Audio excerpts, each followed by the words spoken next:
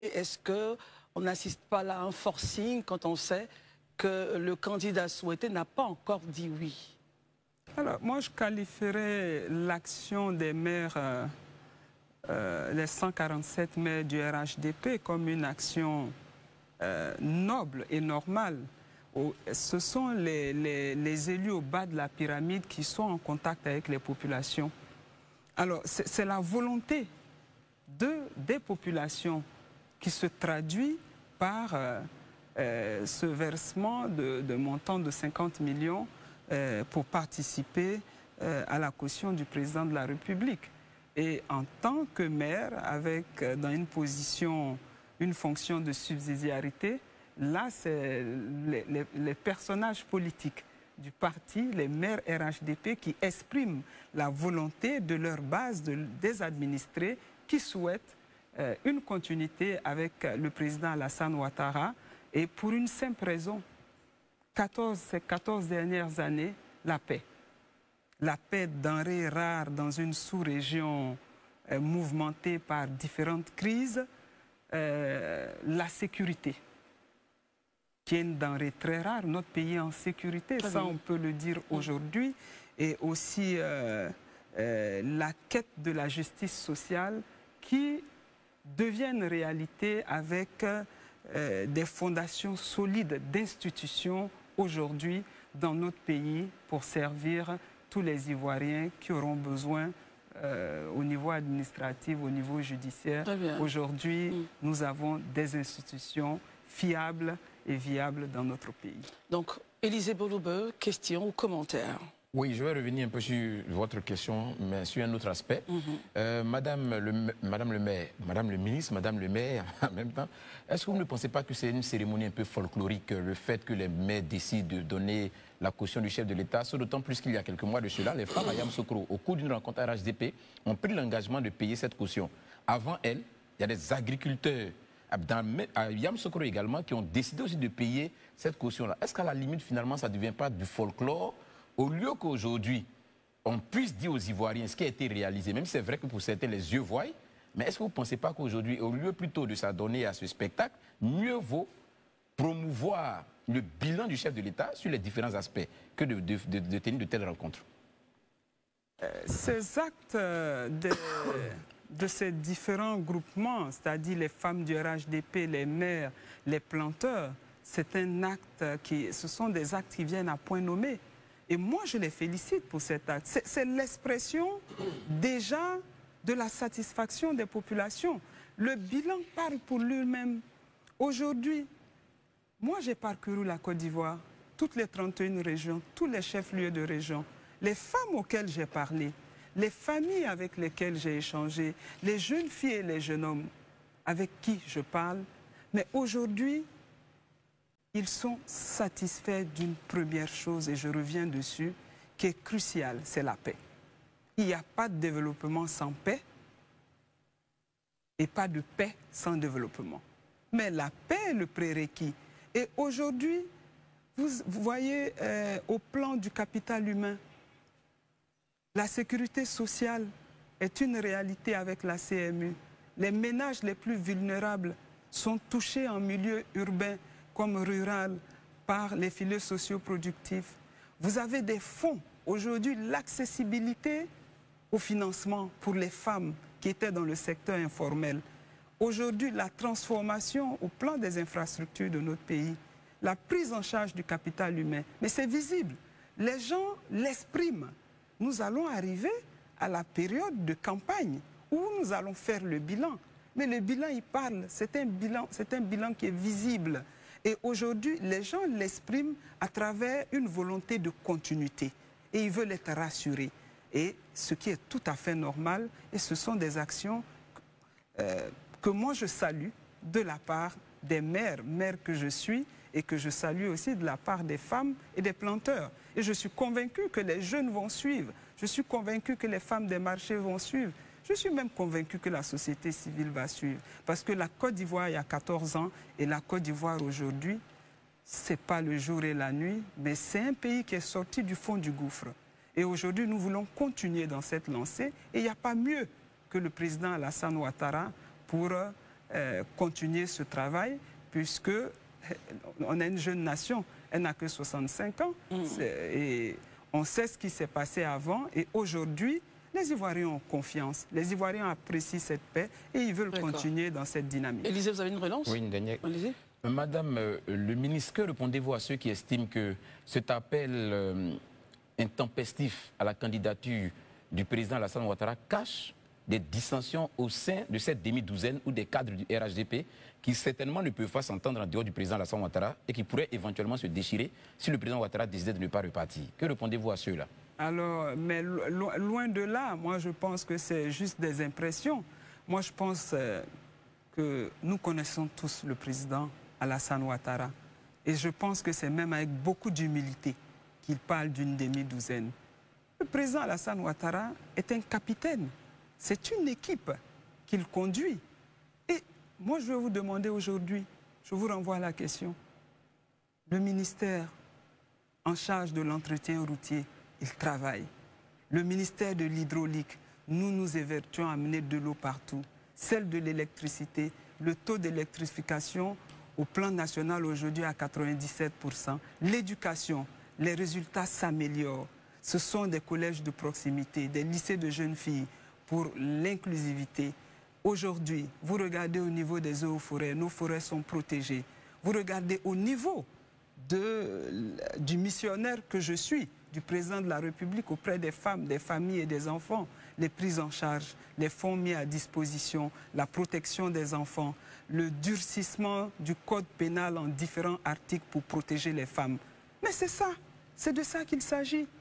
Alors, donc, c'est loin d'être un forcing, c'est une réalité et je peux vous dire que le RHDP est le plus grand parti de ce pays.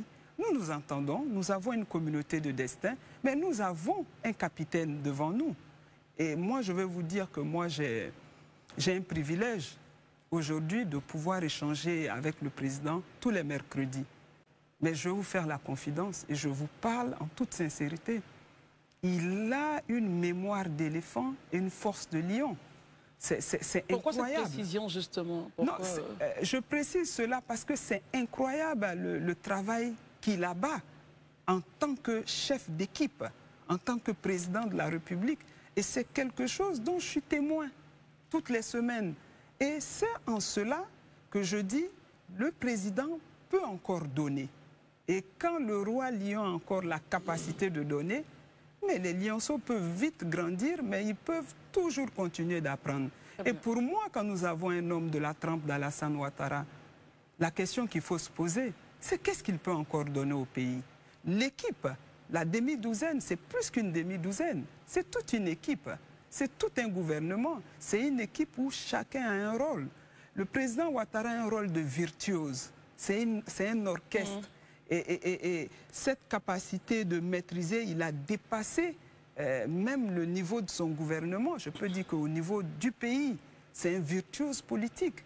Et même dans la sous-région, le peu de stabilité à laquelle nous assistons, mais c'est grâce au président Ouattara. Et on nous le dit, dans les forums où nous partons, moi j'ai eu l'insigne honneur de représenter, de faire des missions pour le président de la République, en Namibie, au Kosovo, en Guinée, au Nigeria.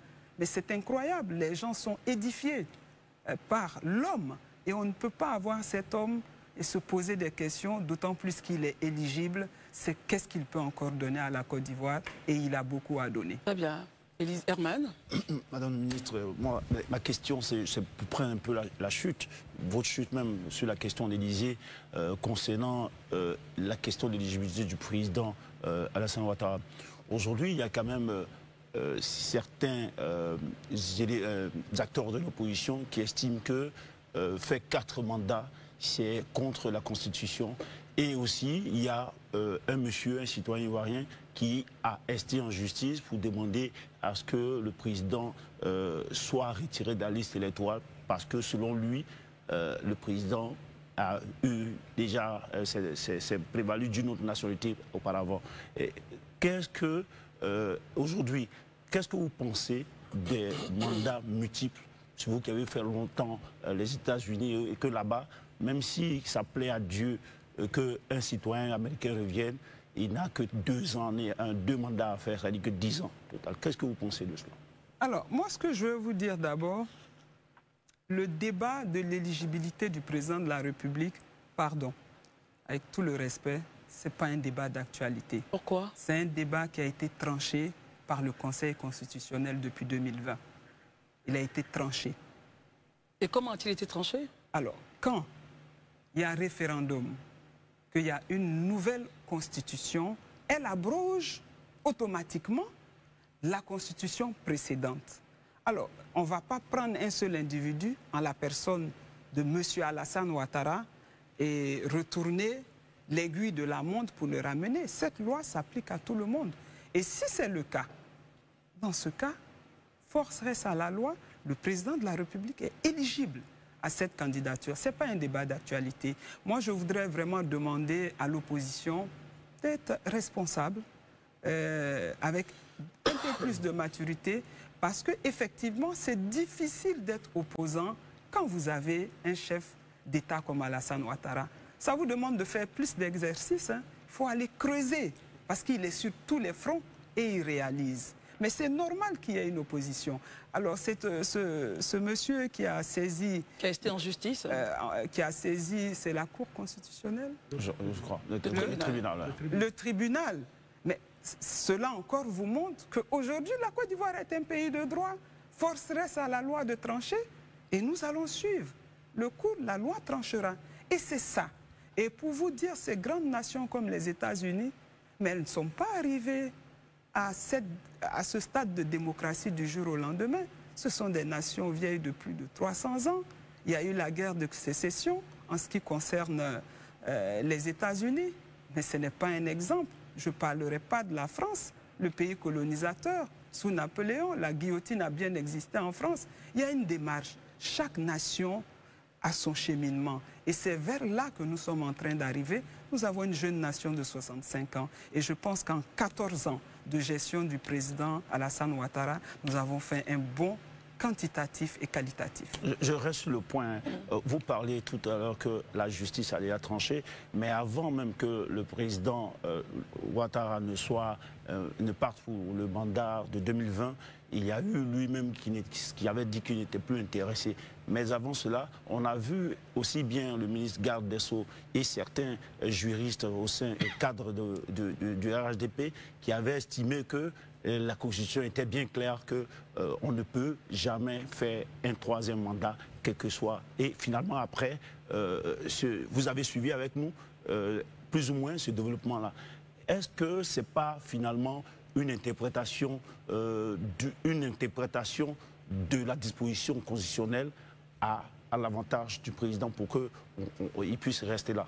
Moi, je pense que tout le monde a une copie de la Constitution. Il faut la lire proprement. Il n'y a aucun schéma calqué. Donc, M. Bakongo n'avait pas suivi. Quand le peuple ivoirien, moi je pense qu'il faut respecter les Ivoiriens, les femmes et les hommes, le 8 novembre, sur toute l'étendue du territoire, une participation massive au-delà de plus de 90% de taux de participation pour la naissance de la 3e République. Le test est là. Le président a certes une volonté, peut-être, de s'arrêter là, parce qu'il a une équipe qu'il a formée, mais les circonstances, et aujourd'hui, c'est un appel de la nation. Le président doit faire don de soi à la nation ivoirienne pour garantir notre sécurité, notre paix et le progrès que nous connaissons depuis 14 ans à une allure fulgurante que nous n'avons jamais connue dans l'histoire de notre jeune nation. Donc moi, je dis que le président, il est éligible. Je ramène tout le monde au test de la Constitution. Donc, monsieur le ministre Cissé Bakongo n'avait pas bien lu cette Constitution. Le ministre de la Justice n'avait pas bien lu cette Constitution devant le Parlement. Ils l'ont certainement lu. Ils l'ont certainement lu. Ils ont dit, le président ne sera pas candidat. C'était certes sa volonté de ne pas être candidat. Mais aujourd'hui, le peuple vous appelle. L'économie de notre nation repose sur l'agriculture. Les planteurs vous appellent. Les élus vous appellent. Les femmes vous appellent. Certainement la jeunesse aujourd'hui. Mais il faut que le président réponde il est le père du deuxième miracle ivoirien. Et aujourd'hui, les Ivoiriens en veulent. Ils veulent continuer avec lui. Ils sont rassurés. Quand moi j'ai parcouru la Côte d'Ivoire, les femmes m'ont dit, aujourd'hui les femmes qui ont eu des prêts avec le FAFSI, celles qui ont créé des petites industries, mais tout est aux arrêts. La seule question qui revient, est-ce qu'on va continuer avec le président? Et bien entendu, ma question c'est pourquoi? On veut s'assurer qu'on va rester en paix. On veut s'assurer qu'on va être en sécurité, qu'on ne sera plus braqué, on peut circuler librement. On veut s'assurer que depuis que les lois nous protègent, nous femmes aujourd'hui, dans la succession, dans le mariage, dans tout ce qui est violence, est-ce que ça va continuer? Parce que nous n'avons jamais vu ça avant en Côte d'Ivoire. Et c'est leur question. Donc c'est légitime que des personnes qui sont rassurées par la présence d'un chef demandent de continuer avec lui. Et c'est dans cet état que nous sommes en ce moment et il faut laisser le peuple s'exprimer. Très bien. Marius? Au final, vous dites avec M. Roger Félix Adom que nous avons reçu sur ce plateau, ex-ministre donc de l'économie numérique, qui a dit que juridiquement, politiquement et administrativement, M. Ouattara était éligible. Avec les autres Ivoiriens qui également souhaitent ou plaident pour l'inscription de M. Laurent Gbagbo et de M. Tidiane Thiam sur la liste électorale, qu'en pensez-vous très concrètement? Rien que pour la question de paix dont vous parliez. Vous parliez tantôt de conduire ce pays dans la stabilité. Ne pensez-vous pas qu'il est temps aussi de réfléchir à peut-être permettre à M. Laurent Gbagbo et pourquoi pas à M. Charles Blé Goudé, puisqu'ils sont liés par le même sort, par la même décision de justice, d'être également inscrits sur la liste électorale? Que pensez-vous très concrètement en votre nom, à titre personnel? En toute honnêteté, le président Ouattara est un homme qui est à l'écoute de son peuple. En 14 ans, il y a eu une ouverture de dialogue politique qui s'est déroulée en 5 phases. Et les partis politiques sont des associations privées. Et l'État est à la disposition de les écouter pour animer la vie politique. Alors, aujourd'hui, nous sommes sortis d'une situation de crise successive. Parce que tantôt, on a tendance à oublier qu'on a connu la crise économique sous le père Félix Houphouët-Boigny. Ça a été le départ, le début des crises jusqu'à la dernière crise post-électorale. Aujourd'hui, construire un pays avec des institutions fortes demande de grands sacrifices. Et c'est l'inclusivité politique est devenue une réalité aujourd'hui. Mais l'inclusivité politique et l'inclusivité des individus, c'est différent. Moi, je voudrais aujourd'hui que force reste à la loi. Les partis politiques aujourd'hui sont animés par des hommes et des femmes, des Ivoiriennes et des Ivoiriens. Et si un individu à la tête d'un parti politique est en porte-à-faux avec la loi, moi je vous repose la question, est-ce qu'il faut piétiner notre loi par rapport à plus de 30 millions d'Ivoiriens pour 1 ou 2, 3 personnes, alors que c'est des associations privées qui luttent pour un idéal. Ils ont une idéologie. Et nous avons des exemples concrets. La France démocratique. Le parcours du père Le Pen à la fille, à Marine Le Pen, aujourd'hui, qui a un dossier de justice, mais qui a demandé à Jordan Bardella d'être candidat. Mais je viens encore plus à côté, le président du PASTEF au Sénégal. Mais il était populaire. Sonko. Ousmane Sonko. Mais qui a respecté l'institution judiciaire, qui est une institution qui sont les fondations solides d'un pays, et il a désigné M. Diomaye Faye de son parti, qui est aujourd'hui le président de la République du Sénégal. Moi, je pense qu'on ne peut pas vouloir une chose et le contraire. On veut construire une nation forte. On veut construire une nation avec des institutions fortes, où la nation est forte, les institutions, le pouvoir et les hommes passent. Il y a des sacrifices qu'il faut faire. Moi, je pense que force reste à la loi et c'est des situations qui se jugeront, c'est des problèmes d'ordre judiciaire et c'est devant la justice que ça doit se régler. Mais l'inclusion politique est une réalité parce que tous ces partis politiques ont participé au dialogue politique, ont siégé à la commission électorale indépendante. Donc je pense que la Côte d'Ivoire est sur la bonne voie pour la majorité. Vous parlez de dialogue politique. L'opposition, bien évidemment, nous y sommes. L'opposition réclame encore le dialogue politique. 5 ans, 5 fois, vous avez dit, il y a eu des dialogues politiques en 5 phases, oui. En 15 ans de pouvoir. Y a-t-il à compter le nombre de discussions que devrait demander une opposition dans l'exercice du pouvoir d'État d'un parti au pouvoir? Si tel est que l'opposition réclame toujours la table de discussion, est-ce que le parti au pouvoir n'est pas habilité à toujours écouter son opposition? Pourquoi refusez-vous de rencontrer votre opposition? C'est aucunement un refus. Écoutez, il faut être réaliste. C'est loin d'être un refus.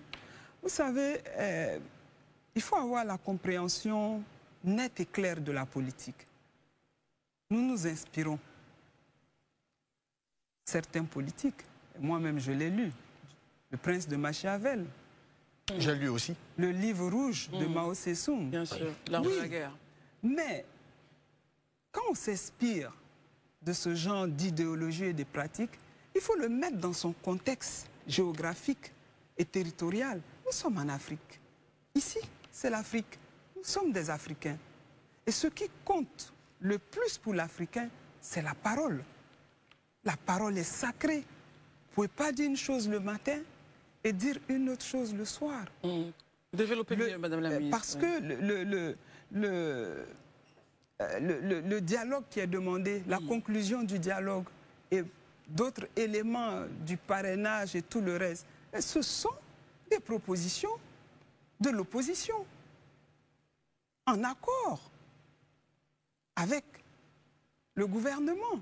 Ça a été validé ensemble. La question du parrainage, vous dites? Oui. Bien sûr. Le parrainage, la demande du dialogue politique à 6 mois, à quelques mois des élections, quand on sait que techniquement, après un dialogue politique, c'est pour peut-être entraîner des changements, alors que le parrainage est déjà lancé jusqu'en août. Mais techniquement, ce n'est pas possible. Mais l'opposition réclame ce dialogue depuis des années, madame. Ah non, mais nous nous sommes entendus sur certains points. Moi, je pense qu'il faut que nous mettons la Côte d'Ivoire en avant. Moi, je pense qu'il faut mettre les Ivoiriens en avant. Moi, je pense qu'il faut chérir cette paix. Il faut chérir cette stabilité. Et il faut vraiment, en tant que politique, faire ce qu'on dit. Et quand on dit, on le fait. Et c'est en cela que le président Alassane Ouattara est au-delà de la mêlée. Parce qu'il donne la parole, il dit, nous avons discuté, mais ce n'est pas à la dernière minute qu'on va venir changer les règles du jeu.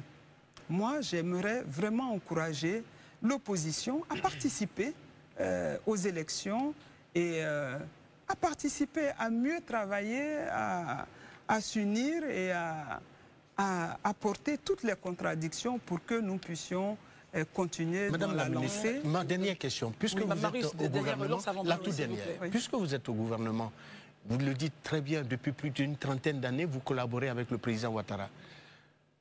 Quel est le véritable problème qui, aujourd'hui, fait que M. Tidiane Thiam n'a pas son certificat de nationalité? Alors, écoutez, le problème, Tidiane Thiam est ivoirien.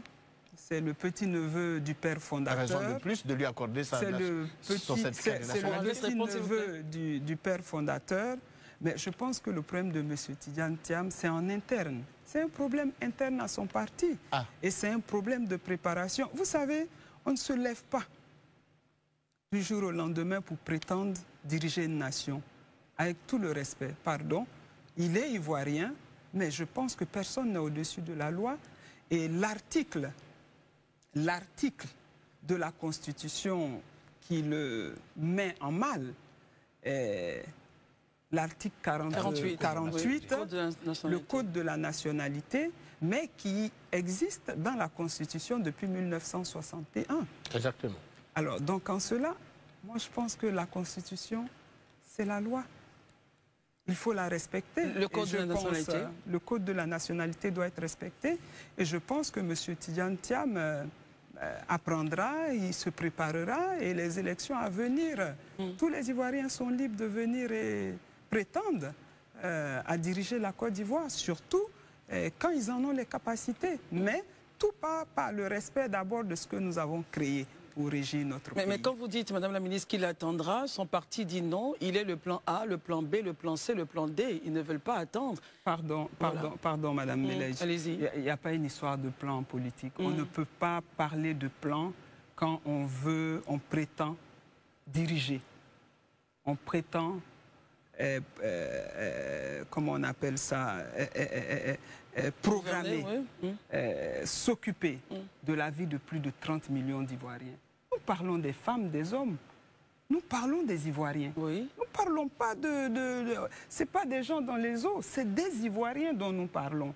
Donc on ne parle pas d'Ivoiriens, de notre peuple en termes de plan A, de plan B, de plan C. Ça devient extrêmement personnel. Et c'est ce que je dis, que l'inclusivité des partis est une réalité. L'inclusivité politique en Côte d'Ivoire est une réalité. Mais si le parti estime que c'est lui qui peut faire le poids, justement, pour l'élection présidentielle. Mais la loi ne lui permet pas, le code de la nationalité ne lui permet pas, et c'est une affaire en interne. Ils sont partis en justice à plusieurs reprises. Je n'aimerais pas m'étaler sur ce sujet, mais je dis qu'il a tout le temps de mettre les choses en ordre et de revenir. Docteur Barry. D'accord, Madame la Ministre. Tout à l'heure, au cours de votre intervention, vous avez évoqué le cas du Sénégal, qui est un exemple palpable.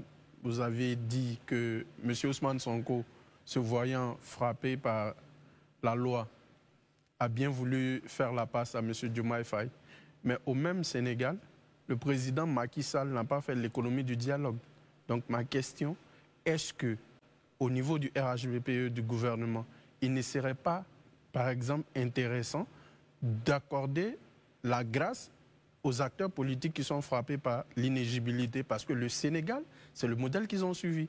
M. Ousmane Sonko a bénéficié d'une loi d'amnistie, pardon, pas de grâce, mais d'une loi d'amnistie. Donc, comme on cite le Sénégal en exemple, est-ce qu'il ne faut pas utiliser le cas du Sénégal de façon globale?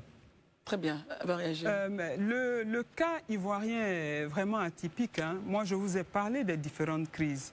Vous savez, le Sénégal n'a jamais connu de crise militaro-politique. Le Sénégal n'a pas connu de crise post-électorale comme celle qu'on a connue. Mais ils ont connu une rébellion. Oui, une rébellion qui dure, mais qui est vraiment très circonscrite dans une zone qui est confinée. Mais ce n'est pas ce que la Côte d'Ivoire a connu. Et la Côte d'Ivoire est un grand pays. Avec ce qu'on a connu, pour prendre une telle décision, je pense qu'il faut pousser la réflexion. Parce que ce sont des actions qui ne datent pas de la préhistoire, ce qui s'est passé en Côte d'Ivoire. À l'ouest de la Côte d'Ivoire, ici à Abidjan, c'est 7 femmes à Bobo qui ont perdu leur vie, dont le sang a été considéré comme du bissap. Mais ça ne montre pas de la préhistoire. Et il faut être très regardant sur ces choses. Cela est possible, mais il faut approfondir la réflexion parce que le peuple nous regarde. Et si nous voulons une société avec plus de justice et d'équité sociale, nous devons prendre ça en compte, les préoccupations du peuple en compte, pour ne pas que cela se répète. Madame le ministre, permettez que je vous relance. Justement, la Côte d'Ivoire a connu différentes crises. Il y a les principaux protagonistes de la crise. Mais le président Ouattara s'est quand même fait le chantre de la réconciliation nationale. Il a toujours appelé les Ivoiriens à se fédérer. Est-ce que, à partir du moment où on a décidé qu'une partie de la crise allait être gérée sur le volet politique, il ne faut pas vider tout le contentieux qui concerne la crise en accordant la loi d'amnistie aux principaux protagonistes, celle que le président Gbagbo, c'est vrai qu'il a été gracié, mais la loi d'amnistie va le rétablir dans ses droits, M. Charles Blé Goudé, et il y a aussi le cas de M. Soro Guillaume. Est-ce que justement, pour couronner le processus de réconciliation nationale, il ne faut pas accorder la loi d'amnistie à ces leaders politiques-là? Oui, des barils, surtout que par le passé, lorsqu'il y a eu la crise, le président Laurent Gbagbo aussi a pris une loi, voté une loi d'amnistie pour absoudre tous les crimes, tous les belligérants, surtout ceux de la rébellion. Très bien. Allez-y, Madame la Ministre. Moi, je pense que c'est une question d'ambition, je vais vous dire. Je vais vous dire tout simplement, c'est une question d'ambition qu'on a pour son pays. Il ne faut pas faire l'amalgame entre la réconciliation et l'injustice. Moi, je vous dis que c'est un peuple qui a été éprouvé. Au jour d'aujourd'hui, il faut regarder. Il y a eu des tournées de réconciliation, il y a eu des victimes qui ont été dédommagées, mais les blessures restent encore béantes. Elles restent encore ouvertes. Et c'est une paix au fruit d'un travail très difficile, une sécurité au fruit d'un travail acharné que nous avons atteint. Ces initiatives peuvent venir, mais à l'heure, ce sont les élections. Nous allons aller aux élections, le reste viendra. Élisée, on revient à vous. Ok. Moi, je pense qu'on va peut-être passer à un autre chapitre, sortir un peu de ce volet-là. Le point du parrainage. Voilà. Non, non, pas forcément du parrainage. Je voulais revenir un peu sur, si vous le permettez, les missions de Madame la ministre en tant que ministre. En seconde partie. Voilà. Parfait, alors. Donc, Madame la ministre, je veux revenir un peu sur Odiéné, là où vous êtes maire. En préparant cette émission, je me suis permis de prendre langue avec des personnes quand même dans la localité. Madame la ministre, oui, mais est appréciée à Odiéné, mais il est reproché à Madame la ministre de ne pas faire assez. Et surtout au cadre de la région d'être beaucoup en conflit. Est-ce que vous confirmez cet état de fait? Si tel est le cas, pourquoi nous sommes arrivés là et qu'est-ce qu'il faut pour en sortir? Madame la ministre. Alors moi, je vais être très clair sur Odiéné. Odiéné est la capitale du district du Denguélé. Aujourd'hui, elle est en plein chantier. Elle reçoit la 10e université du pays. Elle a ouvert les portes de la BCAO. Elle reçoit un lycée de jeunes filles d'une capacité de réception de 1600 élèves et 800 lits d'internat. Il y a même un bataillon du génie qui a été ouvert récemment là-bas. Il y a le génie militaire qui a été ouvert. Il y a la ville qui est en plein butimage. C'est une question de programmation. Et il faudra comprendre les populations au Djeneka. C'est normal, c'est légitime. Le pays est en chantier, mais tout le monde a envie de voir sa localité se développer très rapidement. Mais l'État a des planifications. Et il y avait de l'impatience, c'est exact. Mais aujourd'hui, Odiéné est en plein essor. Tout est en train d'être fait. Le lycée professionnel qui existe, tout est en train de se faire, les investissements et surtout l'université et la présence même du secteur privé. Odiéné compte 3 usines de transformation d'Anacat qui sont des leviers de création d'emplois pour les jeunes. Et aujourd'hui... Mais c'est la question du stade, non? Ah oui, on a un stade qui est en réflexion. C'est la question du conflit, Madame la ministre. Avec les cadres. Non. Les cadres. Alors, moi, il n'y a pas de conflit entre les cadres. Il y a peut-être des incompréhensions. Mais vous savez que dans la dynamique politique, les ambitions sont légitimes. Elles sont légitimes. Les gens se frottent selon leurs ambitions. Est-ce qu'il y a des personnes qui désirent prendre votre place, par exemple? Mais c'est légitime. Moi, je serais triste qu'il n'y ait pas de personnes qui aspirent à devenir maire demain, député ou ministre. Ça devrait dire qu'il n'y a pas d'ambition dans ma zone. Et s'il n'y a pas d'ambition, mais ça serait bien triste pour Odiéné. C'est tout à fait légitime. Et vous voyez cet engouement et tout ce qui se raconte, ça ne s'est jamais raconté avant 2011. Il a fallu l'arrivée du président de la République, son Excellence Alassane Ouattara, aux affaires pour voir l'intérêt porté à la collectivité.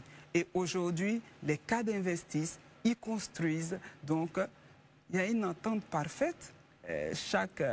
Aujourd'hui, j'ai un frère collègue avec moi au gouvernement qui fait un travail extraordinaire. La personne du ministre Adama Kamara qui a lancé la CMU. C'est une fierté pour nous, filles et fils d'Odiéné. C'est un programme que le président Houphouët-Boigny a voulu lancer.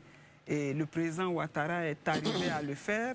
Et sous la coupole d'un fils d'Odiéné, nous avons beaucoup de cadres à Côte d'Ivoire Énergie. Nous avons un ministre-gouverneur qui a dirigé la direction du transport pendant 7 ans et le riz avec vraiment Très bien.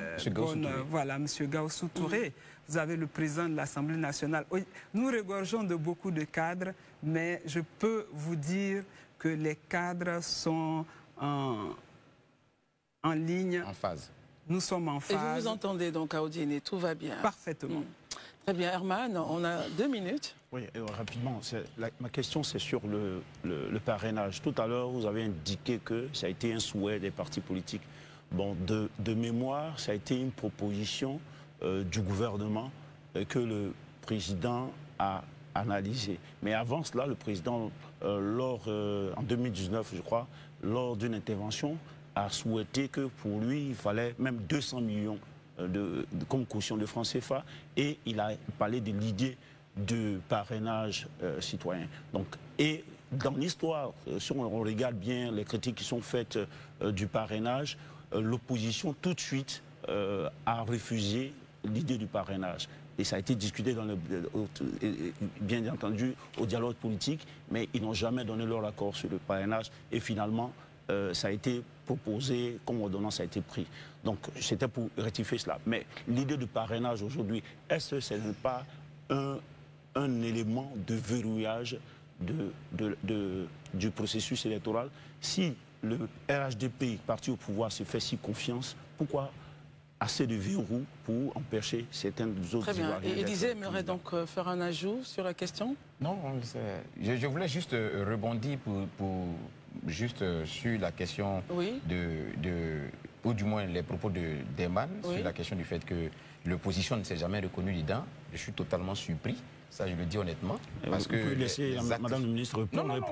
Il n'y a pas de souci. Mais je pense aussi que c'est notre droit aussi de faire des commentaires. Non, on ne fait pas. Aujourd'hui, on reçoit une invitée. C'est-à-dire que la question, si elle estime que elle pouvait, ce que tu dis là, elle pouvait le relancer. Oui, c'est pas grave, c'est pas grave. On prend les 2 points et puis elle réagira, c'est pas grave. Non, vous avez terminé? Monsieur Aboua, moi je suis bien surprise parce que de ce que je sais, le parrainage ne s'est pas fait à l'issue de l'opposition. Et c'est d'un commun accord. Alors moi je vais vous donner déjà mon idée du parrainage, mon point de vue. Le parrainage a existé pendant les élections de 1995. Ensuite, elles reviennent maintenant. Mais le parrainage, pour moi, c'est une très bonne chose. Pourquoi? Parce que prétendre diriger un pays, c'est pas du jeu. On peut tous avoir des ambitions. Mais est-ce que nous en avons les capacités? C'est pas sous-estimer les Ivoiriens. Mais moi, je pense que le parrainage vous donne la légitimité du terrain. Très bien. Madame la ministre, vous allez donc, on va faire une pause, messieurs. On part au journal et on revient en seconde partie. On termine le point du parrainage et on va entamer votre point technique, le point de votre ministère. Restez en notre compagnie, à tout à l'heure le journal. Bref, maintenant, nous avons 10 minutes, messieurs, pour le point des parrainages et la révision de la liste électorale avant d'aborder la question sectorielle de son département. Herman, on revient avec vous, puisque nous étions avec vous avant de partir au journal. Non, vous reprenez la question. La question des parrainages. La question que je posais, bon, d'abord, j'ai dit que, parce qu'elle avait mentionné que c'était à l'origine, c'était un souhait des partis politiques, j'ai juste situé que c'était d'abord une volonté du chef de l'État, quoique cela a été discuté par la suite en 2022 dans les recommandations du dialogue politique. Maintenant, la question, qu'est-ce que finalement le RHDP qui se sent si sûr d'avoir un ancrage territorial confirmé, pourquoi avec le système de parrainage, avec les difficultés que les différents candidats aujourd'hui ont sur le terrain, qui disent avoir sur le terrain, pourquoi finalement tous ces verrous-là pour un processus électoral, si le RHDP pense qu'il a déjà un ancrage territorial, que c'est sûr qu'il va le plus vaincu, on le sent dans le verbatim de ces acteurs? Alors, moi je vais vous dire, vous avez parlé de difficultés. Alors, quand on est candidat, on veut diriger le pays, on a une assise, on n'a pas de difficulté, on a une base. Le parrainage ne peut pas constituer un verrou. La certitude du RHDP n'est pas sur la base du parrainage pour verrouiller qui que ce soit, mais c'est simplement là son ancrage territorial et la preuve, les dernières élections locales qui ont eu lieu en Côte d'Ivoire au niveau des communes et des régions, mais l'ancrage du RHDP est sans appel, elle est visible. Et ces maires, ces présidents de région, ces sénateurs, comme on le dit dans notre jargon, c'est sans appel, il n'y a pas match. Alors aujourd'hui, le parrainage est une bonne chose, parce que la politique n'est pas un jeu d'enfant. Vouloir diriger un pays, la destinée de plus de 30 millions d'Ivoiriens, ce n'est pas un jeu. Et ce qu'il faut retenir, premièrement, le parrainage a été discuté, c'est issu du dialogue politique. Et si c'est issu du dialogue politique, ça ne devrait pas constituer un verrou, comme on veut le faire croire aujourd'hui aux populations ivoiriennes pour les partis politiques. Moi, je donne un exemple simple. Pour prétendre travailler à la fonction publique ivoirienne, à l'administration ivoirienne, pour rentrer à l'école normale d'administration, pour moi, l'école nationale d'administration, l'ENA, mais il y a une présélection. Et après la présélection, il y a le concours. Et je pense que même dans le système scolaire, les enfants passent un CEP blanc, un BPC blanc, un bac blanc. Mais la politique aussi, on doit s'assurer, c'est pour le peuple. Le peuple doit pouvoir, on doit pouvoir s'assurer de l'ancrage politique des candidats. Imaginez, nous avons 10 millions de personnes sur la liste électorale. Il n'y a pas, de mode, il n'y a pas de règles et de régulations. Que 5% sont candidats. Ça fait combien de candidats? 5% sur les 30 millions ou non, sur les 10 millions, sur les 8 millions inscrits. Disons 10 millions globalement inscrits, 5%, ça fait combien de candidats? Ça fait environ 200 000. Bon, où est-ce que nous allons? Et moi, je suis pour le parrainage et je pense que le parrainage n'est pas un frein. 400 000 du moins. Ça fait 400 000. Le parrainage n'est pas un frein. Mais en même temps, certains estiment que les petits partis, enfin dits petits, qui n'ont pas d'ancrage et de maillage territorial, se sentent un peu lésés par rapport justement à cette donne du parrainage. Est-ce que cela ne freine pas le droit à tout citoyen d'ambitionner, diriger son pays, quel que soit? C'est comme si les pauvres ne peuvent pas prétendre accéder, parce que tout l'arsenal finalement, avec le parrainage et tous les moyens qu'il faut déployer, et ça élimine déjà peut-être, avant même de regarder les projets de société, ça élimine déjà certains citoyens. L'ambition est légitime, elle est normale. Notre pays est indépendant depuis 1960. Nous avons eu le père fondateur Félix Houphouët-Boigny. Et je pense que de 60 à 93, jusqu'à son rappel à Dieu, nous avons vu l'évolution du pays. Nous avons eu des chefs successifs. 10 mois, 10 ans, aujourd'hui 14 ans. Il y a une réalité qui est là. Notre pays va bien. Notre pays avance.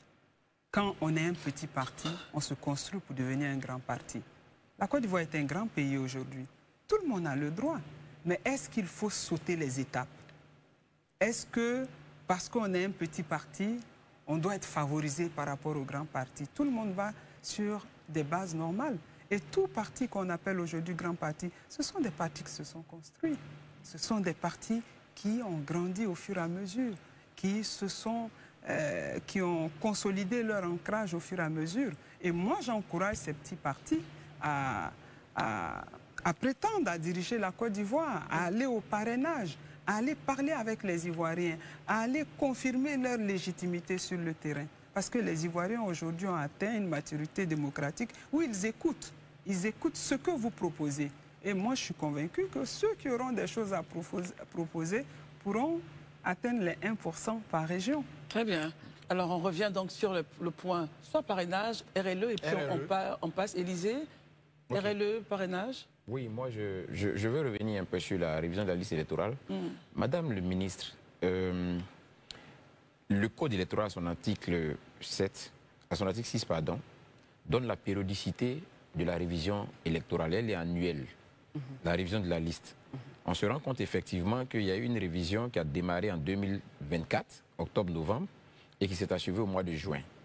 Et techniquement, la CEI nous laisse entendre qu'elle ne peut pas faire de RLE si ce n'est pas après la présidentielle. Est-ce que vous, intimement, vous ne pensez pas qu'il y a quelque chose qui a cloché? Parce que logiquement, on est en train de... Bon, je ne dirais pas qu'on sort de la loi puisqu'on n'a pas encore fini 2025, mais Toujours est-il que la RLE a démarré en 2024, même si ça s'est étendu sur 2025. Est-ce que vous ne pensez pas qu'il y a quelque chose qui a cloché à ce niveau-là et que la revendication faite par l'opposition pourrait s'entendre? Alors, aucunement. Moi, je pense que c'est une question de compréhension. Et à ce niveau-là, je pense que le président de la commission électorale indépendante, on dit bien indépendante, était sachant. Il est revenu sur tous les plateaux. Il a expliqué les détails. Donc, force reste à la commission électorale indépendante. Il a évoqué des raisons techniques. Mais aujourd'hui, s'il s'avère que les partis politiques pensent que c'est un verrou, c'est pour les empêcher d'enrôler leurs électeurs, mais ces partis politiques ont des élus à l'Assemblée nationale. Ils peuvent déposer un recours, une demande de loi, et au vote, ça passera, et on pourra faire une RLE. Mais techniquement, de mon point de vue, de mon humble avis, on est à quelques semaines des élections. On est à 16 semaines des élections. Une RLE n'est pas raisonnable. Très bien. Alors, Marius, il est 13. On part sur le point technique. Oui, non, je voulais juste lui poser une question politique rapide. Bon, alors sur la question, donc, tout récemment, hier même d'ailleurs, pas plus longtemps qu'hier, on a reçu un membre du bureau politique du PDCI-RDA qui disait naturellement faire aujourd'hui la promotion d'une certaine forme d'alliance entre le PDCI et le RHDP. Envisagez-vous cela au sein de l'exécutif? Alors, en tant que membre du directoire, c'est ce qu'il y aurait de plus normal. Ce sont des oufouettistes. Vous appelez ça de tous vos voeux, que le PDCI et vous repartiez dans l'Alliance? Mais nous sommes de la même idéologie. Nous sommes tous de la même famille politique. Et les portes du RHDP restent ouvertes pour toute alliance qui va concourir à développer la Côte d'Ivoire, à rester sur l'idéal du père fondateur, qui est la paix, le progrès, et le bonheur pour tous les Ivoiriens. Très bien. On part au plan technique. On a peut-être 6-7 minutes. Allez-y, docteur. D'accord. Madame le ministre, on va revenir aux actions de votre ministère en faveur des femmes et des enfants. En 2014, plus précisément le 2024 plutôt, le 22 avril, vous avez lancé les Assises nationales des femmes de Côte d'Ivoire. Quels étaient les objectifs de cette rencontre? Les femmes ivoiriennes représentent pratiquement 49% de la population ivoirienne. Le secteur agricole, elle représente 70% de la main-d'œuvre agricole, toute agriculture confondue. Et en ce qui concerne le vivrier, elle représente 70% de cette main-d'œuvre. Donc elles sont le garant de notre souveraineté alimentaire au quotidien, de ce que nous avons dans notre assiette. Et elles sont des travailleuses, c'était d'aller vers ces femmes-là, les écouter. Dans quel objectif? Dans l'objectif de savoir qu'est-ce qui avait marché. Des femmes de tous bords politiques? Les femmes de tous bords politiques, les femmes de la société civile, nous avons échangé avec toutes les femmes. J'ai parcouru toute la Côte d'Ivoire, toutes les 31 régions, et j'ai parlé aux femmes. Elles m'ont parlé à cœur ouvert, ce qu'elles appréciaient, ce qu'elles voulaient qu'on fasse de plus.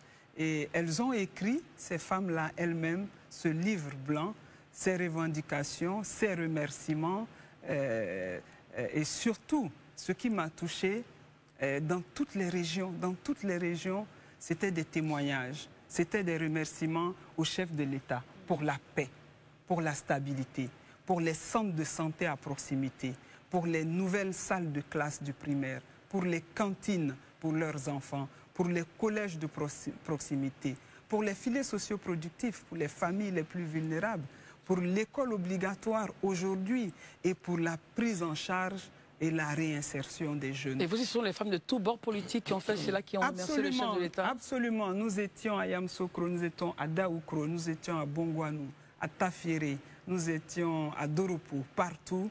Et le constat est clair. Aujourd'hui, elles souhaitent monter à échelle dans leurs activités.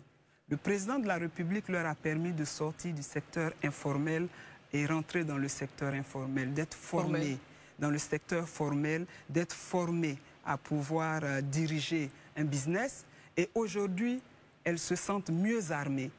Elles se sentent mieux armées, elles se sentent en sécurité pour monter à échelle. Aujourd'hui, les femmes de Côte d'Ivoire veulent pourquoi pas, rentrer dans le secteur de l'industrie.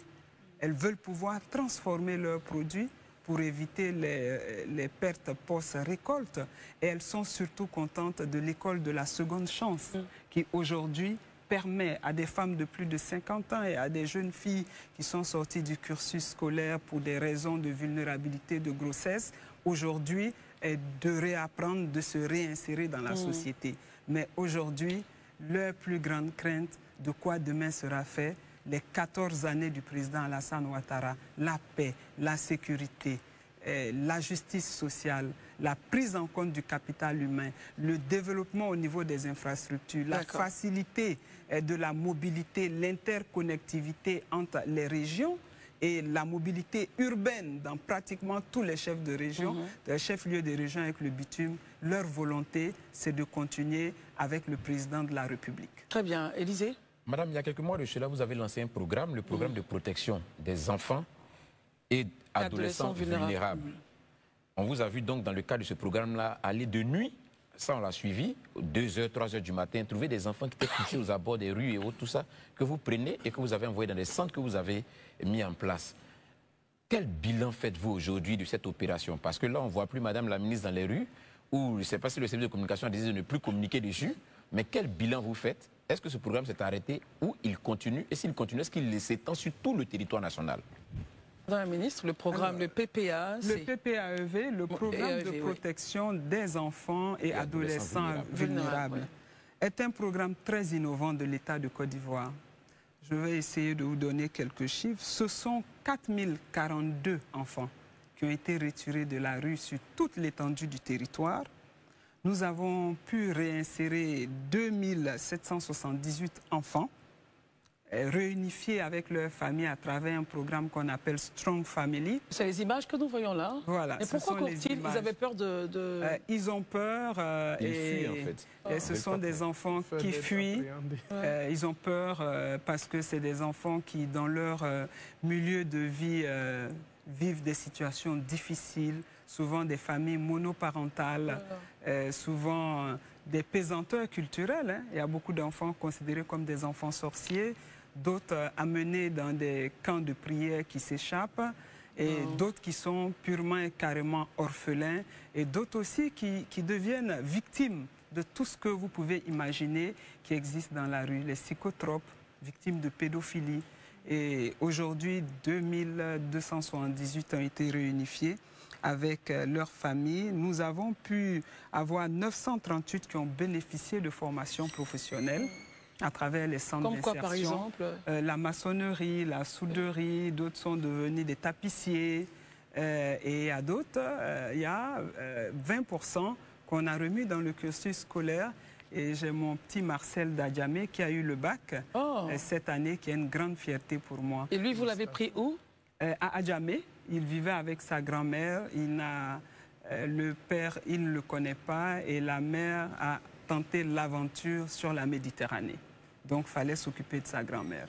Ce sont des histoires très touchantes, mais on continue. C'est 4000 enfants, mais on continue. À ce jour, nous avons 578 enfants dans 7 centres et les maraudes s'opèrent sur toute l'étendue du territoire. C'est un programme cher au chef de l'État et à la suite de ce programme, il y a eu le décret des familles d'accueil. Nous avons l'agence d'adoption qui est l'ACACI et les enfants sont adoptés, mais il y a des familles d'accueil parce que dans les rues, il y a des Ivoiriens qui désirent de donner un espace à ces enfants, voilà, à ces enfants orphelins. Et aujourd'hui, nous avons fait le profilage, les enquêtes, et nous avons 333 familles prêtes à recevoir des enfants. Des personnes qui ont des enfants ou pas? Qui ont des enfants, qui ont un métier et qui sont en couple. Herman? Je avertis, cette fois-ci, je mets un peu dans la tête, dans le corps, on pourrait le dire, de Daouda Coulibaly qui n'est pas là. Il aurait certainement posé cette question. Madame la ministre, une femme a été récemment mortellement percutée par un véhicule qui a roulé sur le pont, le trottoir.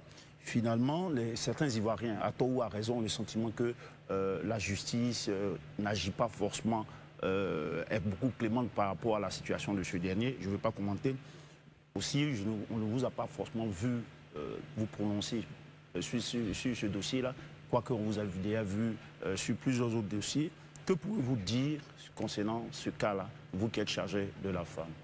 Alors, moi, je voudrais premièrement apporter ma compassion à la famille de notre sœur et prier pour le repos de son âme et aussi souhaiter un prompt rétablissement au jeune artiste que tout le monde connaît du nom de Mollard qui a fait cet accident.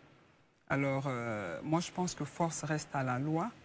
Et aujourd'hui, cette famille a besoin d'être soutenue. Le mal est déjà fait.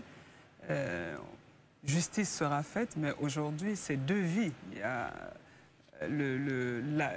celui qui a fait l'accident, qui a eu plusieurs fractures, qui est aujourd'hui à l'hôpital, et celle qui est partie. Et je pense qu'il y a les constats qui doivent éclaircir qu'est-ce qui s'est réellement passé. Des enquêtes doivent être menées pour que justice soit rendue. Très bien, messieurs. Nous sommes à 23, nous sommes obligés de mettre un terme à cette émission. Madame la ministre, dernier mot avant de nous séparer. Merci beaucoup. Moi, je voudrais d'abord vous remercier tous de m'avoir donné l'opportunité de m'exprimer. Je voudrais m'adresser à nos téléspectateurs, aux Ivoiriennes et aux Ivoiriens. Je voudrais les rassurer de l'éligibilité du président de la République, son Excellence, M. Alassane Ouattara. Ça a été tranché en 2020 par le Conseil constitutionnel. Il n'y a aucune ambiguïté. Et je voudrais les rassurer que les élections présidentielles se tiendront le 25 octobre 2025. Et je voudrais en appeler à la sagesse des familles ivoiriennes de parler à leurs enfants. Vous savez, il y a un adage au Dineka, malinqué plus précisément, qui dit le champ de mésentente n'entraîne qu'un seul résultat. C'est un champ jonché de personnes sans vie. Et la Côte d'Ivoire ne veut plus connaître ça. Et ce que nous avons connu ces 14 dernières années, je ne dis pas que tout est rose. Beaucoup reste à faire. C'est pour ça que nous devons continuer le travail. Mais ce que je veux vous dire, parlez à vos enfants, parlez à vos femmes. Mesdames, parlez à vos époux. Nous avons atteint une maturité politique. Nous venons de très loin. Et en 14 ans, je reviens encore au proverbe, au Dineka qui dit « Le sommeil qui va vous être profitable, vous le reconnaissez par votre façon de somnoler. Vous savez que vous allez bien dormir. » Et en 14 ans, nous dormons bien. Très bien. Nous évoluons. Je voudrais leur dire que de se mobiliser le 25 pour aller aux urnes. La voie des urnes est noble. La voie de la bagarre, la voie de la rue n'a jamais rien donné. C'est le désordre et c'est la perte. Et nous n'avons pas besoin de ça parce que nous avons amorcé un développement que nous devons continuer pour l'avenir de nos enfants, pour une Côte d'Ivoire prospère où la justice sociale est une réalité. Merci beaucoup, Madame la ministre. Qu'est-ce qu'on va se dire de plus? Vous venez d'écouter celle qui est présentée comme une ministre du gouvernement d'Alassane Dramane Ouattara. Celle qui, lors de l'assassinat d'un enfant de 14 ans, s'était déplacée en ceinture Chanel et en vêtements de luxe pour aller, selon elle soi-disant, apporter sa compassion à la famille. Oui, c'est cette ministre-là qui, sur Live TV, nous a servi un français rocambolesque digne des ministres d'Alassane Dramane Ouattara. Et vous trouvez des gens qui essaient de nous justifier ça. Et elle-même, qui justifie ça en disant qu'elle a passé une longue période en Amérique. Oui, madame l'américaine. Et qui aujourd'hui n'arrive plus à aligner deux phrases sans faire de gros lapsus. Imaginez-vous une seule seconde, si c'était un membre de l'opposition, ils auraient pris, ils auraient fait tout avec. Mais là, il ne s'agit pas d'un membre de l'opposition. Il s'agit des ministres d'Alassane Dramane Ouattara parce qu'elle n'est pas la première. On en a pas mal, des milliers au sein du RHDP qui nous font ce genre de service tout le temps sans que ça n'aille quelque part. Mais c'est ça même la représentation du gouvernement d'Alassane Dramane Ouattara. Ce gouvernement ne respecte en rien, n'est-ce pas, le peuple de Côte d'Ivoire. Ce gouvernement ne respecte en rien la grandeur de ce peuple-là. D'où on nous sert n'importe quel ministre qui est même incapable d'expliquer les situations. Bah parce qu'il y a aussi derrière ça du mensonge. Oui, c'est quand on ment qu'on confond la soudure à la soudonnerie. C'est ça le mensonge. Parce que quand on dit la vérité, on n'aura pas à inventer des mots qui n'existent pas. Alassane Ouattara va tomber. Et les signes ne mentent pas. Aujourd'hui, c'est lui encore qui arrête. Un député malien jette en prison. C'est lui depuis le Burkina qui empêche le président Ibrahim Traoré d'être président de l'UOMA. C'est lui qui fait toutes les manigances pour se mettre à dos tout le monde. Il pense que les présidents de l'AES n'ont pas compris qu'il est aujourd'hui le meilleur élève de la France. Et que s'il fallait mener un combat digne, il fallait d'abord se débarrasser de lui.